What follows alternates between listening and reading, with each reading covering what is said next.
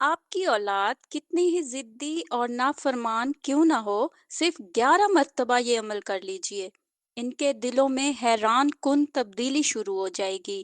وہ عمل یہ ہے: السلام علیکم ورحمۃ اللہ وبرکاتہ۔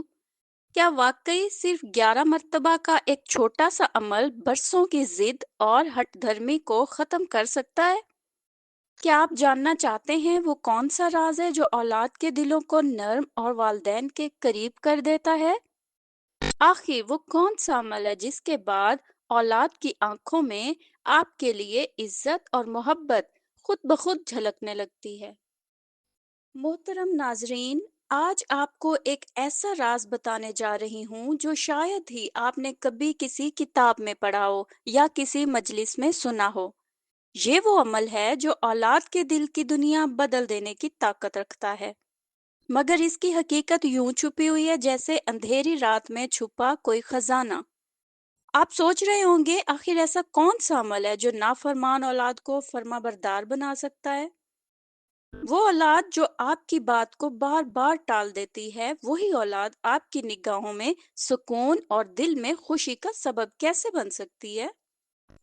ذرا تصور کیجئے، برسوں سے ضدی، ہٹ دھرم اور بات نہ ماننے والے بچے اچانک نرمی اختیار کر لیں، ان کی آنکھوں میں والدین کے لیے احترام کی روشنی جھلکنے لگے اور ان کے رویے میں ایسی تبدیلی آ جائے جو کسی معجزے سے کم نہ ہو۔ سوال یہ ہے کہ آخر وہ کون سا چھپا ہوا نسخہ ہے جسے اپناتے ہی یہ انقلاب آ جاتا ہے؟ یاد رکھیے، یہ کوئی عام وظیفہ نہیں، یہ وہ راز ہے جو دلوں کے دروازے کھول دیتا ہے، مگر شرط یہ ہے کہ آپ اسے پورے یقین اور توجہ سے کریں۔ حیرت انگیز بات یہ ہے کہ اس عمل کی طاقت اتنی زیادہ ہے کہ آپ سوچ بھی نہیں سکتے کہ کس طرح یہ ضد کو نرمی اور نافرمانی کو اطاعت میں بدل دیتا ہے۔ اب میرا سوال آپ سے ہے، کیا آپ بھی اس انمول خزانے کو پانے کے لیے تیار ہیں؟ کیا آپ جاننا چاہتے ہیں وہ پوشیدہ راز جو آپ کی اولاد کی زندگی میں ایک نیا رخ متعین کر دے گا؟ اگر ہاں، تو آخر تک ویڈیو کے ساتھ رہیے، کیونکہ آگے جو انکشاف ہونے جا رہا ہے وہ آپ کی سوچ سے کہیں آگے ہے۔ محترم ناظرین، ایک ایسا گھر تھا جو نقاب معمولات کے پیچھے چھپا ہوا تھا، وہی عام سا مکان جس کی دیواروں پر روزمرہ کی نشاں ہوتی ہے، مگر اس کے اندر کے موسم کچھ اور تھے۔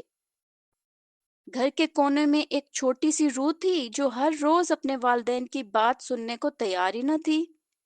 اس کی آنکھوں میں وہی شور تھا جو رات کے اندھیرے میں کھڑکیوں کے شیشوں پر ٹوٹتا ہے، اور اس کے قدموں کی بے صوتی پوری فیملی کے لیے ایک مستقل اکھاڑ پچھاڑ بن چکی تھی۔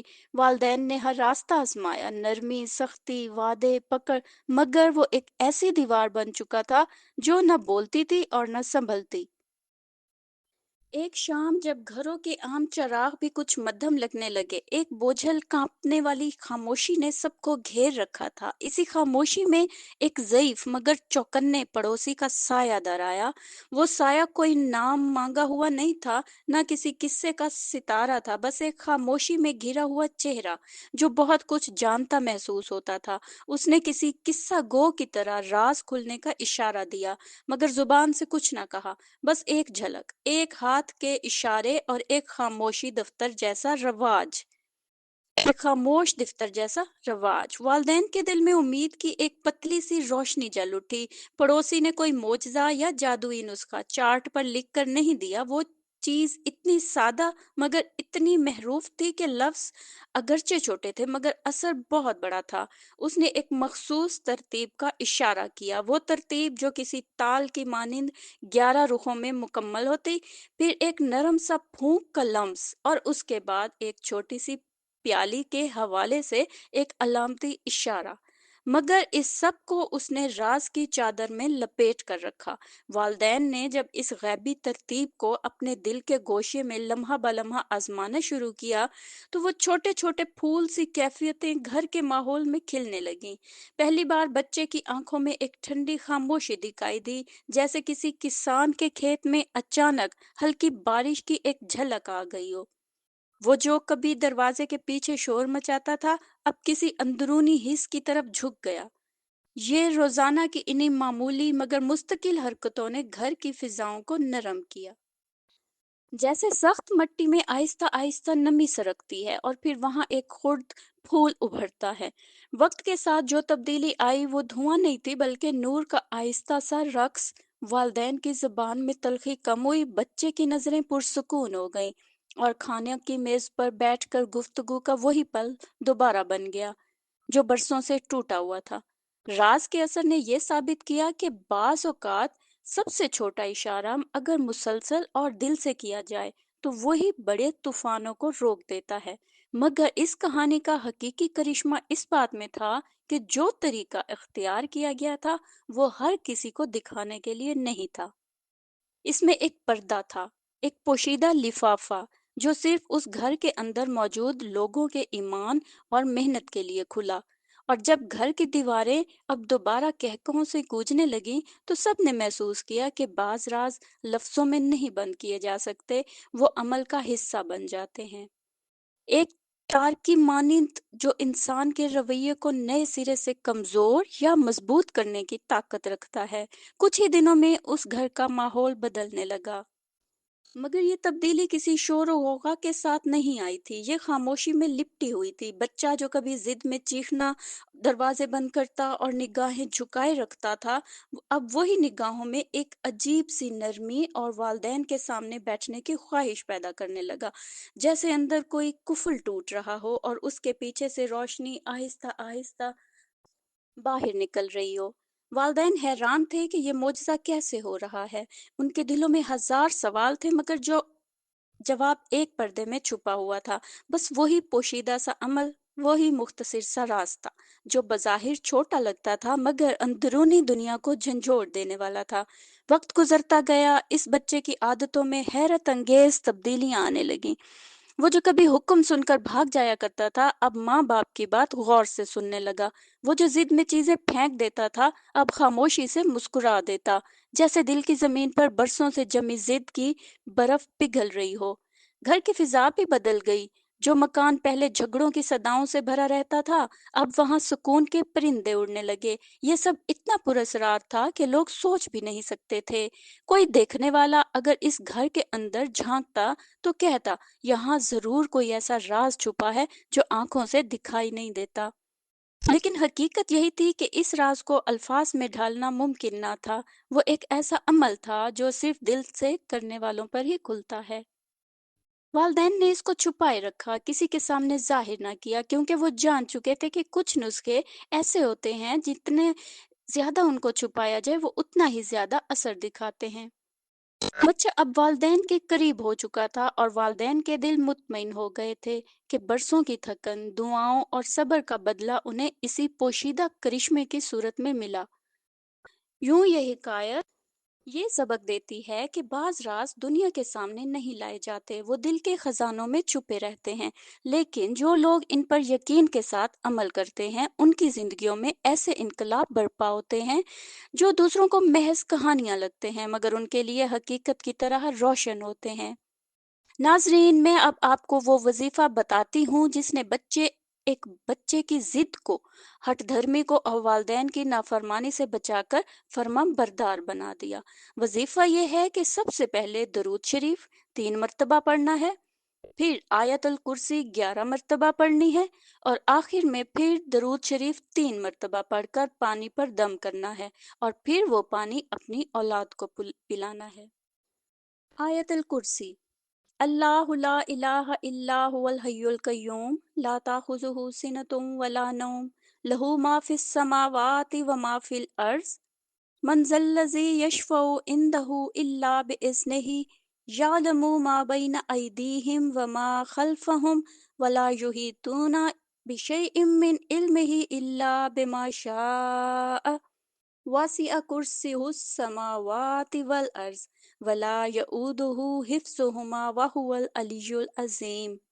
ترجمہ: اللہ، اس کے سوا کوئی معبود نہیں، وہ زندہ ہے، سب کا سنبھالنے والا ہے، نہ اسے اونگ پکڑتی ہے اور نہ نیند۔ جو کچھ آسمانوں اور زمین میں ہے سب اسی کا ہے۔ کون ہے جو اس کی اجازت کے بغیر اس کے حضور سفارش کر سکے؟ وہ جانتا ہے جو کچھ ان کے سامنے ہے اور جو کچھ اس کے پیچھے ہے۔ وہ اس کے علم میں سے کسی چیز کا احاطہ نہیں کر سکتے مگر جتنا وہ چاہے۔ اس کی کرسی آسمانوں اور زمین کو گھیرے ہوئے ہے۔ ان کی حفاظت اس پر بھاری نہیں اور وہ بلند ہے، عظمت والا ہے۔